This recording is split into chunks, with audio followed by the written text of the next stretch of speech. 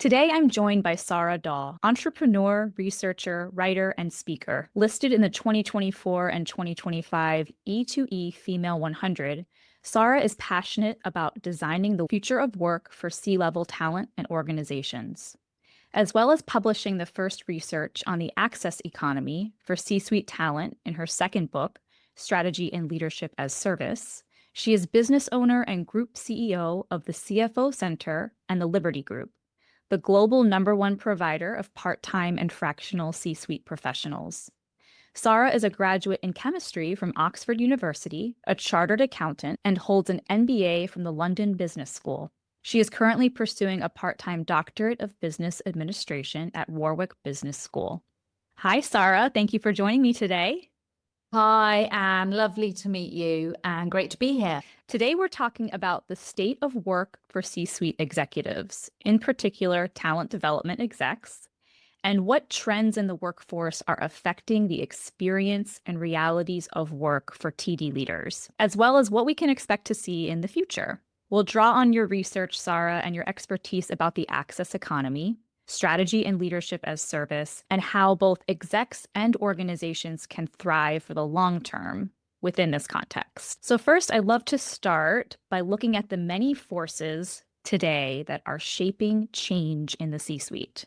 There's a lot of them. Would love to hear from you, from your research, your perspective about what are the macro talent trends and the current workforce climate that are impacting these forces. Absolutely. So I think first to say that there's quite a lot going on in the world at large at the moment, and that's affecting the workforce considerably. And I think if we look at the external challenges first that are global, and I probably don't need to tell your listeners, but, obviously there's a lot of technology change, digitization, AI, automation. I mean, that's top of a lot of people's lists at the moment. And globalization and the impacts from that, climate change, demographic movements as we have aging populations, energy scarcity, wars, geopolitics, economic instability. You've got the tariff changes that have been happening. Now, we've all heard so much about these, and we are all aware of them, of course. The issue right now is that there are so many forces all at play at once. And I think in the business environment, what we're seeing is it's just constant change and uncertainty, a perma-crisis, if you like. And I think we need to reframe change in that it's not a storm, a one-off anymore. It really is the climate. And this is the new normal. So I think what I've noticed in my research is that organizations have responded to this in certain ways, particularly with their C-suite. And what they've done, and this came out loud and clear, is that they've extended and expanded their C-suite roles in each C-suite function to cope with these changes. So brought on more people and expanded their org charts, if you like. And there's been a proliferation of C-suite titles. Last time I looked on Wikipedia, there were at least 60 C-suite titles and growing. And actually, each C-suite function has built out more and more roles of the C-suite within them. So you've almost got families and hierarchies of C-suite roles. So if you take, the big company indexes in the States and in the UK, you can look at about 45 C-suite roles in these big organizations, and there'd be a lead C-suite exec having at least 8 other C-suite roles reporting into them. So there's families, there's hierarchies, as I say.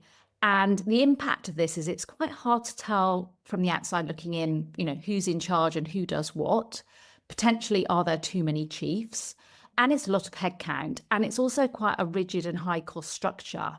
And importantly, I think, it could struggle to be agile, which I think is the important point to take away from this, given that we're in a context of constant change and we do need to be agile. And that's just the structure. What I also found from my research is that corporates want individuals in these C-suite roles who have both extremely wide skill sets and extremely deep. So we're looking for breadth and depth. They need to have things like elevated mindsets, which are capable of thinking systemically and holistically and taking perspective. We're looking for individuals with social and leadership skills to mobilize large workforces. networking skills, both within and outside of the organization, emotional intelligence and self-regulation, the ability to be able to sit in the uncomfortableness of ambiguity, because gone are the days of right and wrong answers. We're really now in the realm of better or worse outcomes and having to deal with trade-offs and living in the grey and waiting for a fresh perspective to emerge from this, these difficult conflicts. These leaders that we're looking for in our organizations, so they need to have deep technical knowledge as well. So all those skills I've just said, but also to be a master of their function. And they absolutely need to be on 24/7. And that's expected with all the tech that supports them. And I guess drawing breath after all of that, personally, I don't actually think those people exist. I actually think corporates want superhumans. And perhaps it's now time to think a little bit differently about our C-suite. And academically, the C-suite has not been revisited since the 80s. And so what I'm thinking is perhaps there's a new way to both structure our C-suite that gives us a more agile and maybe distributed leadership approach. So that's just my thinking regarding the sort of external forces. If you then sort of look at what's happening in the workforce, and particularly since the pandemic, the trends that we're seeing there, obviously we saw more hybrid working and remote working rise up after and during the pandemic. We also saw leaders, individuals wanting and seeking more work-life balance. We have the great resignation happen where lots of older workers left the workforce. Not all of them came back. We've also got the younger generations coming through, seeking more meaning and purpose in their roles.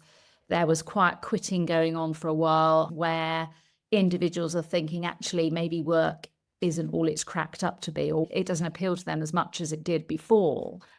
And I think if you look at the Gallup polls, which your audience will absolutely be looking at, globally, we've only got 20 to 30% of our workforce engaged. So we're crying out for more meaning and purpose in our work.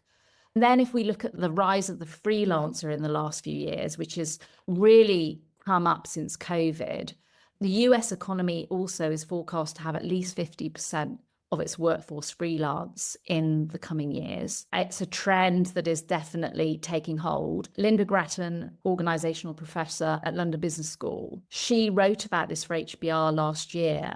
And what she pointed out was that corporates are finally having to take on freelancers because they're the individuals that are exposed to what's going on in the economy and in the world of work and tech first, and they're seeing it first. They've got the cutting edge skills that are needed to be brought into organizations. But the rub here is that these people don't want to be employed. They want to stay freelance. And so the corporates can't buy them anymore, which is what's happened in the past. And actually, instead of in the past, I think corporates really, really were looking for these sorts of people just to fill out a volume of work, whereas actually now they need them for their skills because these skills are not being developed so quickly in-house. So I think there's an awful lot going on. And I think we're at a point now where a new way of structuring and equipping our leadership, perhaps in a team approach, in a flexible, agile way, is with meaning and autonomy for the individuals is what's called for.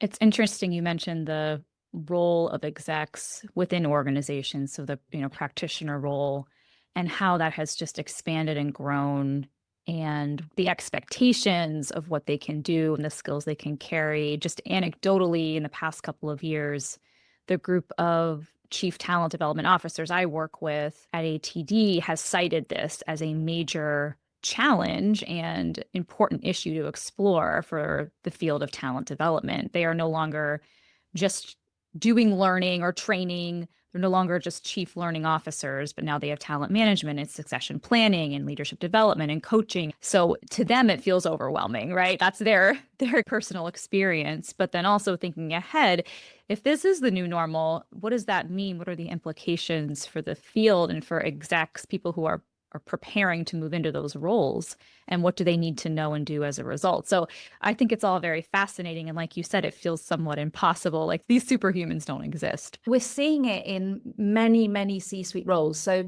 if you think about it, the C-suite was formed for C-level individuals who are masters of their subject to run their function and have that deep expertise. And I think now we're expecting that, and for them to go across the business and develop their function into business partnering across the whole of the organization and be expert at understanding the impact of their function horizontally as well into other areas. It's expanded enormously, and I'm definitely seeing it in many, many functions: finance, marketing, talent development.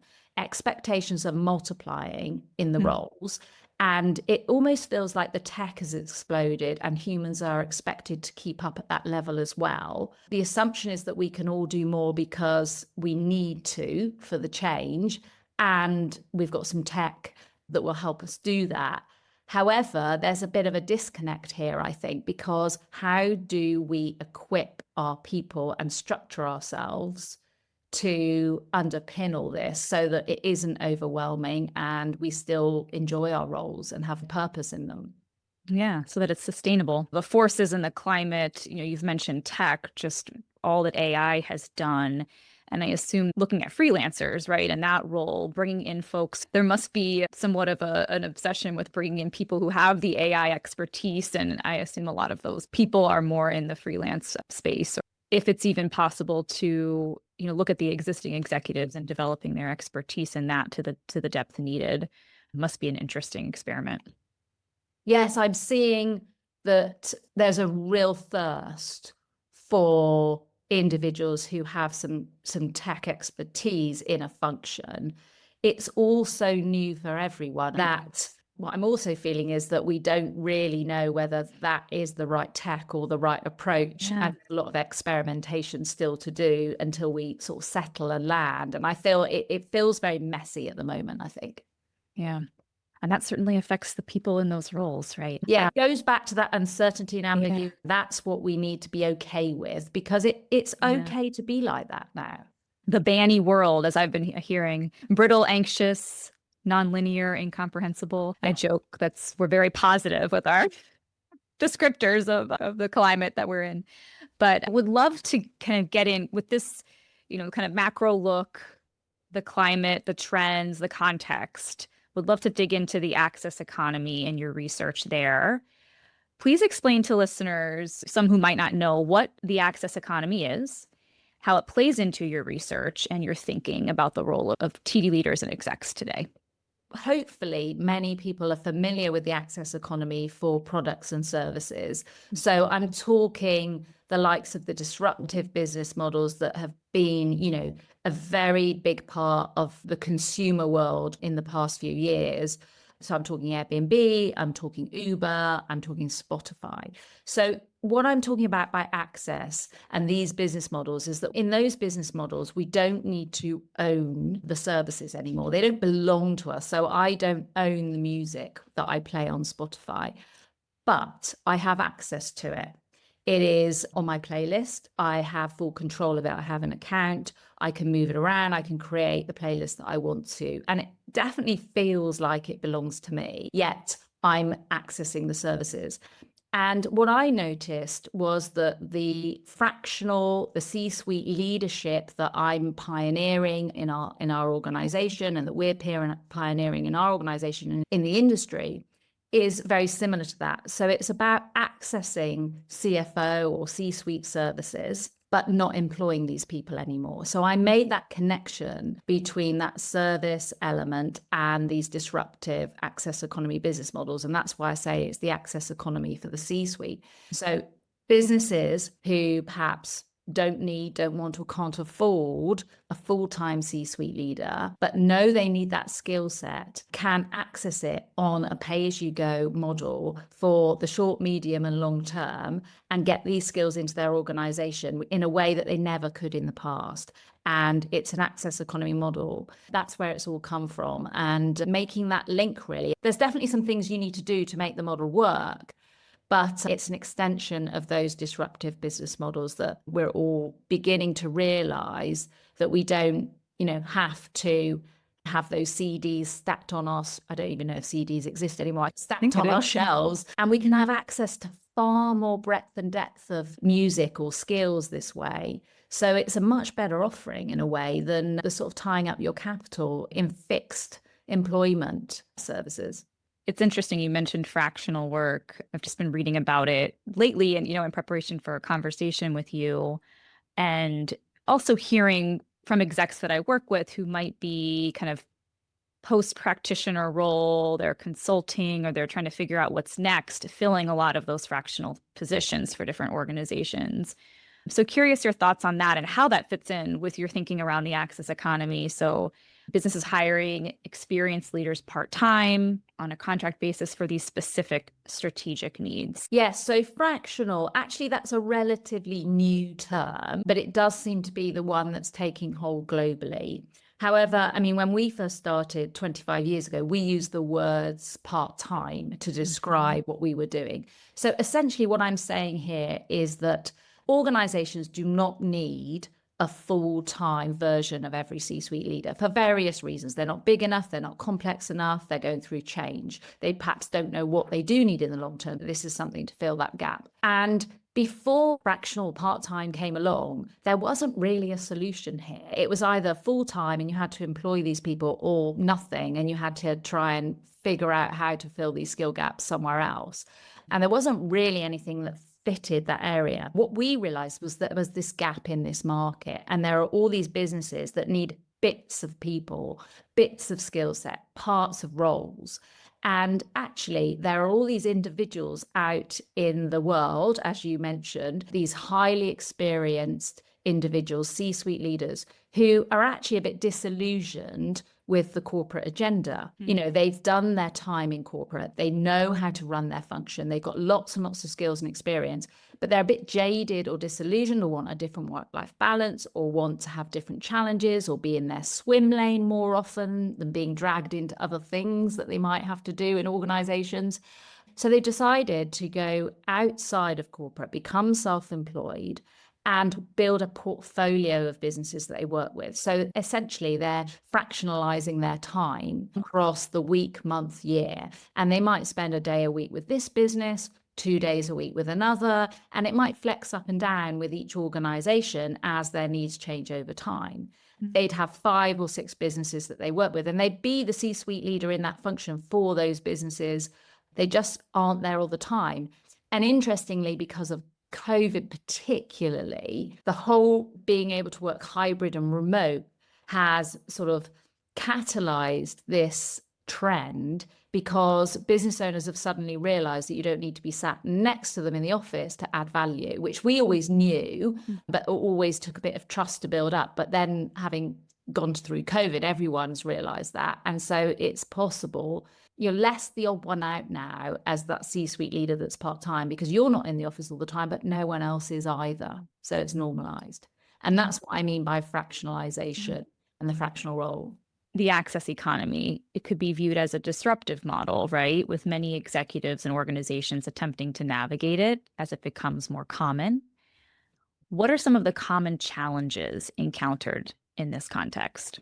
So it depends where you're coming from and who you are. If you look at it from the exec side, so talent who wants to work in a fractional way, they need to leave their comforts of the full-time role. And so they need to have good drivers of why they'd want to make that move. And I spoke a little bit about those. It's about perhaps work-life balance, looking after yourself, perhaps managing stress and overwhelm, because suddenly you're in control of your diary and what you take on and what you don't and who you work with, compared to being, on a conveyor belt or in something that's where you have less choice, perhaps. So it's, what are the drivers? And I think individuals really need to think about doing this, because it's actually a new career. And I think that's really important to stress that. It's not the same as being a C-suite leader for one organization full-time. Suddenly you have multiple businesses that you work with. They're often remote. You have to be incredibly good at context shifting and relationship building. And You have to get to a point where each business you work with feels like they're your only business that you work with. However, that doesn't mean you have to be 24/7 on. It just means that you have to have a good communication strategy that works 24/7, but you won't work 24/7 behind it. And that's quite different. Also, you need to be really good at building your portfolio. So finding work, winning work, and keeping work. And they're completely different skills to what you may have been used to in your function. So this is a whole new area. I think it's also really important to give it time. So a year to get up and running. And I think it's really important you have, your nearest and dearest on board with you, because the last thing you want is someone turning around to you after a few months when it's, still in its infancy and not really working, saying, well, when are you going to get a proper job? Those phrases do happen. And then from the company side of things, for the business owner who's thinking of taking on a fractional leader, I think they need to really consider this as a potentially long-term solution. It doesn't mean you'll have the same person the whole time, but it is a way to build a business in a very flexible, agile way and to scale. It's also good for C-suite leaders who need extra support. I've got this concept called fractional twins, where I'm a C-suite leader. I'm the one that's overwhelmed. I'm in the box seat. Something's got to give. And actually, instead of building out those big hierarchies that I spoke about before, one way around that is to bring in fractional twins. So they could be identical and just fill same skills as me, but fill volume. They could be non-identical and have complementary skills that I don't have. So I concentrate on my value adding areas and what only I should be doing as the employed C-suite leader, and offload all these other projects to others. It's a very flexible resource. These individuals don't want to sit in my seat again, so they're not going to threaten me, but they know what it's like to sit in my seat because they used to do it. So they're very empathetic, and they don't need oversight because they've done my role before. So I don't have to train them up and worry about that too much. So it's a really good solution. And I think businesses can use these fractional leaders in this way. And it can be, a great way of really having the right skills at the right time for everything you come across. It really is a bit of a secret weapon. It's cool. I've talked to a lot of execs who, again, leaving corporate, leaving their, full-time practitioner role, interested in consulting because they have so much experience, so much expertise. They feel like they have a lot to offer, but they're jaded. They're tired of, full-time work in one organization. But yet when they consider consulting, they don't really have a model, an approach, a framework, a product, a service to sell.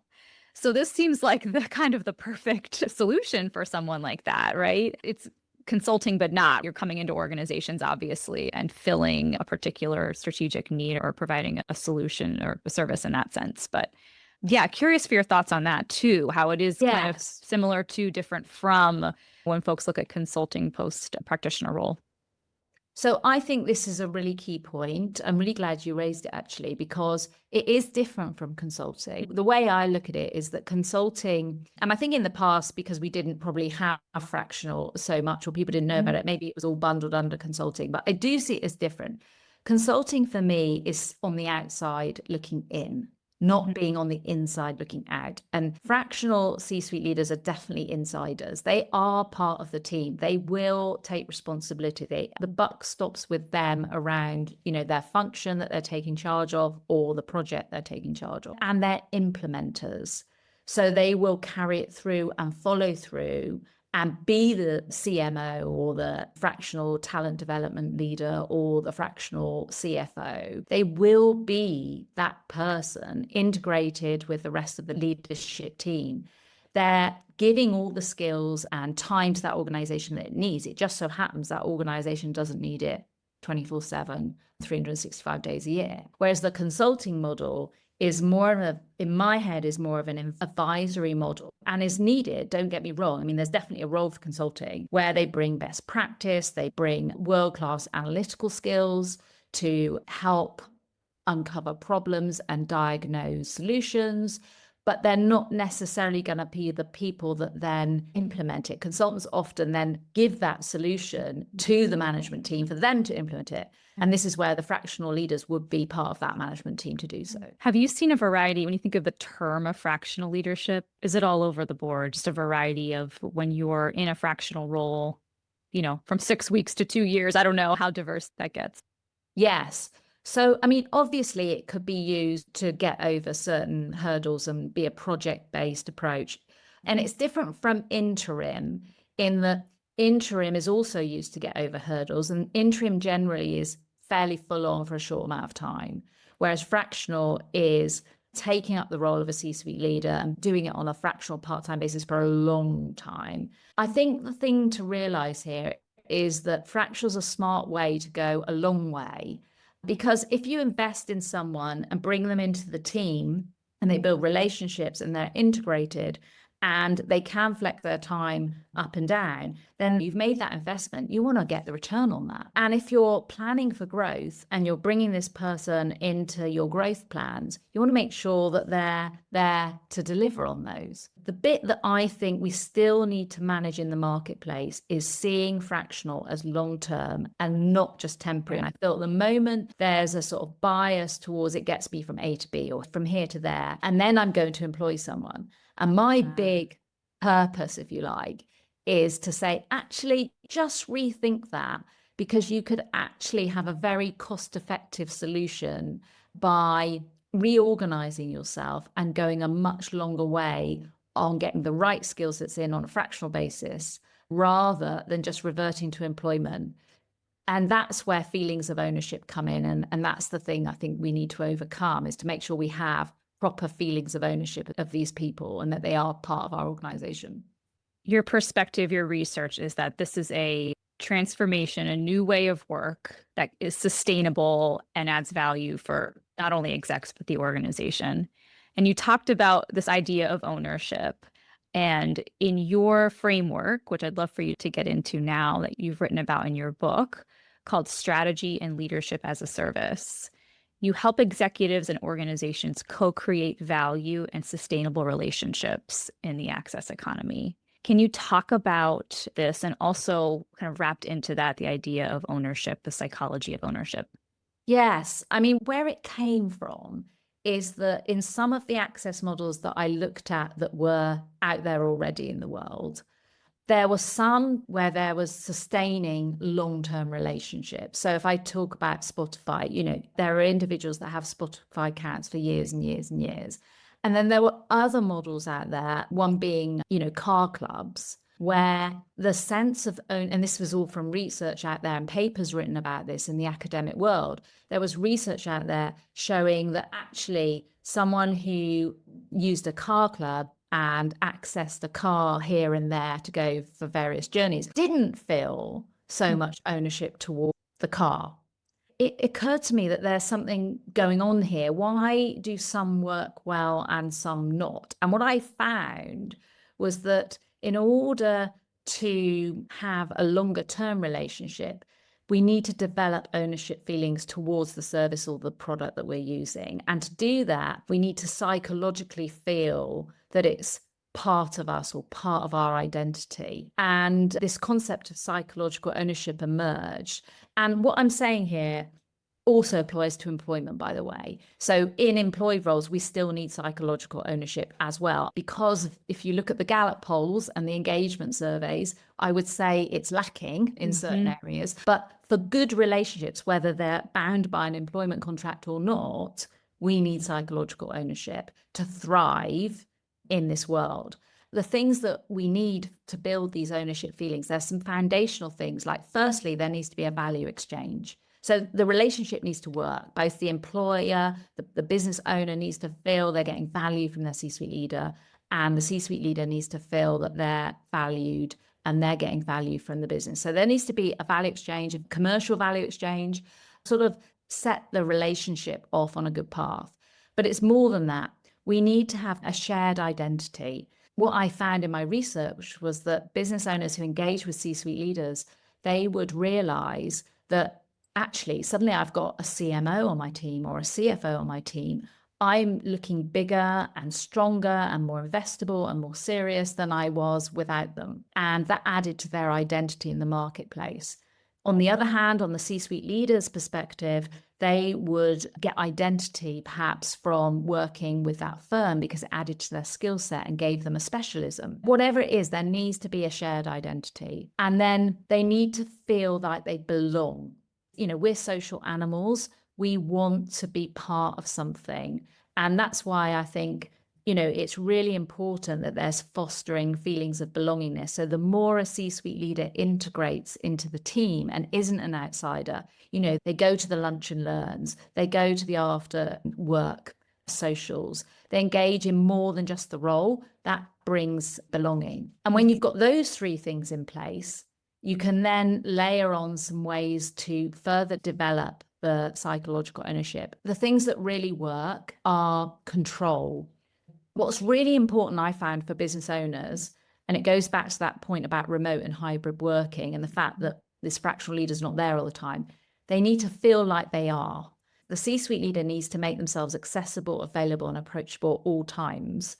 So have a great communication strategy for picking up out of hours queries. That doesn't mean working 24/7 out of hours, right, but you need to be available. And I can tell you from personal experience, taking a call on a Saturday morning builds so much trust that you're there for the business owner at any time. And that gets you so far on in feelings of being together.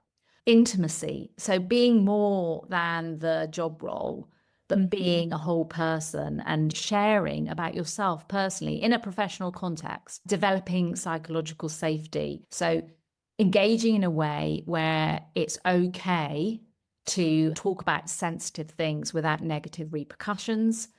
And lastly is investing time and effort into the relationship so that you're invested. So that's co-creation. The fractional C-suite leader and the business, the people in the business that are there, that are employed, the more they do things together, co-create, the more ownership will be felt jointly. Super fascinating, Sara. I encourage folks listening to this who are interested in learning more about the access economy, fractional leadership, this transformative model that we anticipate will only grow. And if you're interested in this for your own career and next step, to check out Sara's book, Strategy and Leadership as Service. Again, I find it fascinating working with a lot of execs who are kind of in this place of what's next for me and in this pivotal post-practitioner point to consider this. And even folks who aren't, right? I think that's the bigger message here, is that this is not just about an interim thing to someone who's kind of seeking pre-retirement work, but really this could be, should be a new way of working. And with that in mind, I'm curious, we've talked about the C-suite executives. Do you see this extending through the rest of the workforce? Is this a way potentially disruptive, transformative model for middle managers, for the front line, et cetera, et cetera? That we're getting into the realms of what the future of work will look like. I think very much so, job roles are unbundling into work activities, whether that's C-suite, middle management, or lower. And if you think about it, tech's enabling us to be giving our consumers, our customers, a hyper-personalized service. And I think the fractionalization of job roles will help us do that.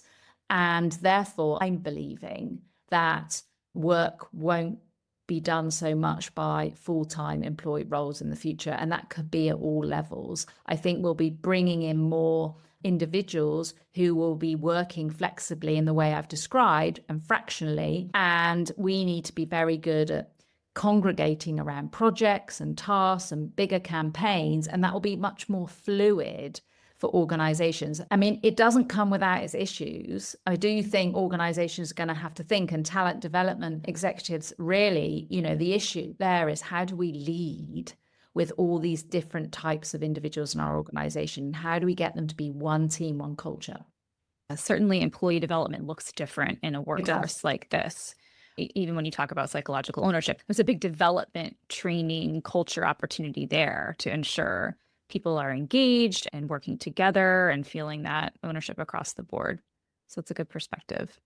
Something, again, a transformation for ATD, for our CTDO group to explore for the future. Anything as we wrap up today that you think is important to leave with listeners, maybe some new research or thinking you've been doing in this space or even beyond? I was thinking about that. And actually, what has surprised me most recently is I've seen a few articles with some stats behind it of individuals who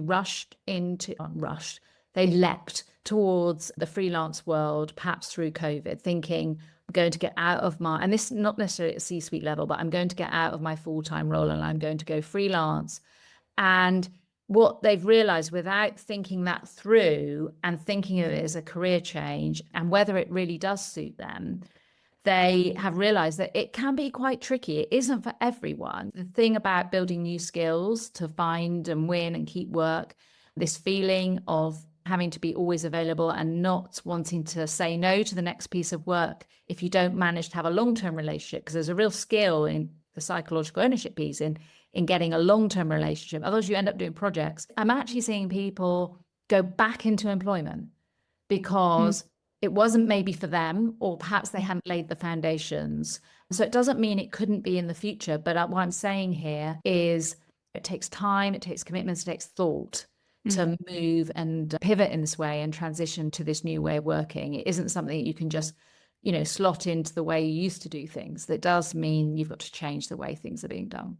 And I think there's a lot of ownership on the organization too, to set people up for success in these roles, right? And that's probably a big learning curve for a lot of orgs, I would imagine. That's a really good point. The organization is still coming to terms with what fractional is. So there's certainly many aren't going to have in place what's needed to make it a success. So we've got quite a long way to go, but I think we're on that journey. Well, it's an exciting journey. I've learned a lot from you, and I appreciate your time here with the Talent Development Leaders on the Talent Development Leader podcast. Sara, any way that listeners can get in touch with you if they want to learn more about your book, just continue the conversation? How might they do that? Absolutely. So I'm on LinkedIn. So please look me up on LinkedIn and at the CFO Center and the Liberti Group. Welcome to have a chat at any time. Well, thank you so much for being here. Brilliant. Thanks very much, Anne.